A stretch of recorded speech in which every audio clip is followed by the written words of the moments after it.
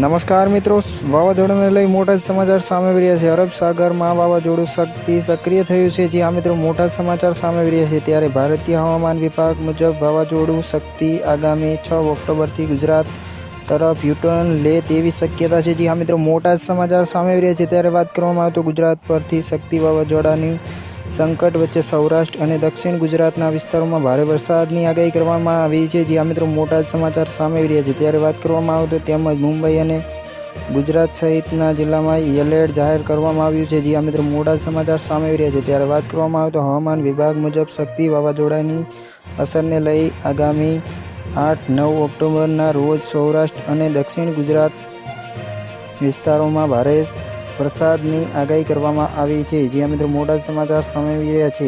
ત્યારે મિત્રો વાત કરવામાં આવે તો 8 ઓક્ટોબર જામનગર, દેવભૂમિ દ્વારકા, પોરબંદર, સુરત, નવસારી, વલસાડ અને 9 ઓક્ટોબરે વલસાડ જિલ્લામાં ભારે વરસાદને લઈ હવામાન વિભાગ યલો એલર્ટ જાહેર કરવામાં આવ્યું છે. જ્યાં મિત્રો મોટા સમાચાર સામે આવી રહ્યા છે. જ્યારે આગામી 10 ઓક્ટોબર સુધી રાજ્યના છૂટાછવાયા સ્થળે ગાજવીજ સાથે 30 થી 40 કિમીની ઝડપે પવન ફૂંકાવાની સાથે હળવેથી મધ્યમ વરસાદની આગાહી કરવામાં આવી છે. બસ